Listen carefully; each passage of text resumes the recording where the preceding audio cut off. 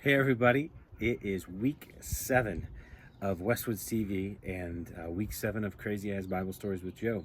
And we're going to be talking about that crazy Jesus character today as we kind of end this out. So sadly enough, this is, for the time being, kind of the last Crazy As Bible Story segment because we're going to be moving into, or I'm going to be moving into next week, just kind of talking about what it actually means to be relational and actually spread the gospel slash be available to the people around you, because right now that's all we have. We have more than ever FaceTime with our neighbors as we walk, as they're out, and that we can't take that for granted. So we're just going to be talking about what it means to live missionally. We have missional communities at Westwoods, and that word missional means to be sent on mission for. And so when we think of missions trips, we think of going on a first specific person, or first for a specific, I always say specific, for a specific, I had that speech impediment as a kid. Um, yeah, and so I still feel like I have some of that as I talk. Maybe I'm just a blubbering idiot too, but so that rears its head every once in a while. But when you go on a missions trip, there's a specific thing that you're going to do. And when we think about our lives, we really are sent on mission to be relational and to spread the love of Jesus to one friend at a time. That's really our whole purpose here on this earth, if you believe in Jesus of the Bible. So we're going to be talking about Jesus today to end our segment of Crazy As Bible Stories. But then we're going to be moving into more of that relational. What does it mean? What can I do? A lot of people think that if you're a pastor, or that you have to be a pastor or a ministry worker to be considered doing like ministry, and that's just plain not true. So that's what we're talking about. This week is Mom's Week. We have affectionately named our Westwoods TV schedule for this week Mom Week. And so we wanted to ask everybody that was filming a few things to just mention some things about moms. So dads, husbands, right now, if you're watching this, there's a segment that Sarah and I, my wife and I, filmed. It's on this Westwoods TV down like in the videos on Facebook or on YouTube, and you can watch it. It's this week's Thriving with Parenting with my wife. So there's some great tips there. And yes, I like intentionally filmed me doing things that were lazy and as a husband because it was funny. That's not usually what I do, although I do occasionally like a video game, but not so much. So but watch that. So it's mom. So again, shocker, guys, it's Mother's Day on Sunday, so don't forget it.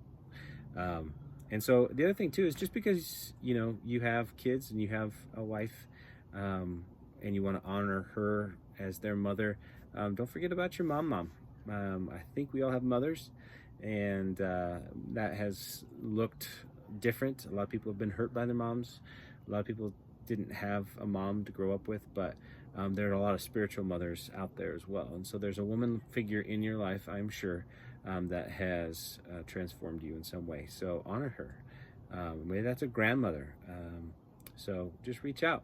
But make sure that we're honoring our moms, because man, I love my mom.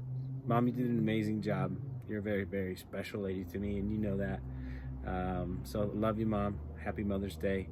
And then to my wife, what a gem you are. Thank you for all the love that you give me. All right, it's Mom's Week. Happy Mother's Day, all you moms out there in different forms, different ways that you mother people. So we're talking about Jesus right now. So we're ending it talking about Jesus. We're ending Crazy As Bible Stories talking about Jesus. And so there's a lot of things that people believe about Jesus that just plain aren't true.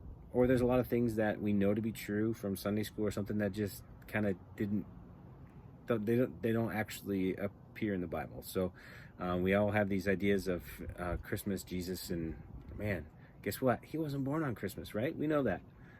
Based on the shepherds at night guarding the flocks by night, we know that they probably wouldn't have been doing that in December because it'd be too cold.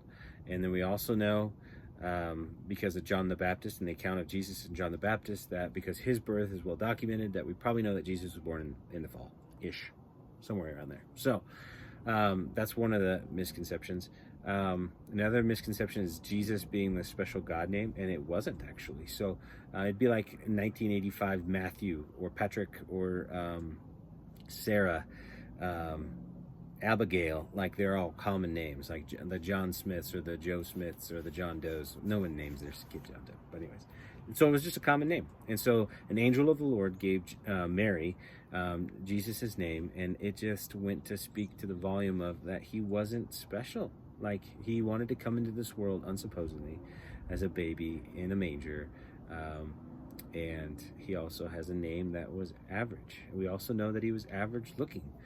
We know that Judas had to kiss him, this very public figure who was doing these miracles. Judas had to go kiss him in the garden because he wanted to tell the guards who he was. So he didn't stand out. He wasn't 6'5" with a glowing locks of blonde hair.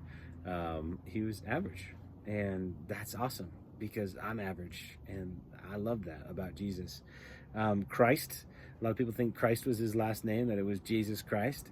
No, it wasn't. Christ means anointed one. Back then, you'd take on the name of your father, so it would be Jesus, son of Joseph. That would be his name. And so Christ means anointed one, and so we know that's not his full name. Yeah, what else do we know? We think of the calendar, right? That Jesus was born from the transition from BC to AD, and we know that Herod had a big part in the Jesus story, and we know when Herod lived and died, and so we can track back. We know that Jesus was probably born around 4 BC, actually, and so that means that he started his ministry when he was 30-ish, and he did ministry for about 3.5 years, and he was crucified when he was 33. So a lot of people think about their 33 year, they coin it their Jesus year. My Jesus year was pretty great. It feels weird, but yeah, so 33, that's something we know. The other thing is we think that Jesus came from like this long line of like fancy people, and guess what? He did not. There is a lineage in the first of Matthew that lists some names that are just crazy. They fit into the crazy ass stories that we talked about. A couple of those, Jacob is in that line. He was always scheming. He was a habitual schemer. So that's Jacob. Judah collaborated with his brothers to sell his youngest brother into slavery. That's crazy. Rahab was a prostitute. She's in the lineage of Jesus. She played a part in how Jesus and God chose to bring Jesus into this world. What else do we know? Oh, David. Dude, it's pretty cool. I love reading about David. But he slept with a woman that was not his wife, and he tried to cover it up and had her husband killed in battle. That's pretty crazy. And that's not like the Jesus that you would think of in this heroic story, right? Solomon was in that story. He married 700 women. That's a bunch of women. I think about his Mother's Day, trying to get all those kids to honor their mothers. Yeah, I bet that didn't happen. Yeah, this gal named Tamar, she was married. Her husband died.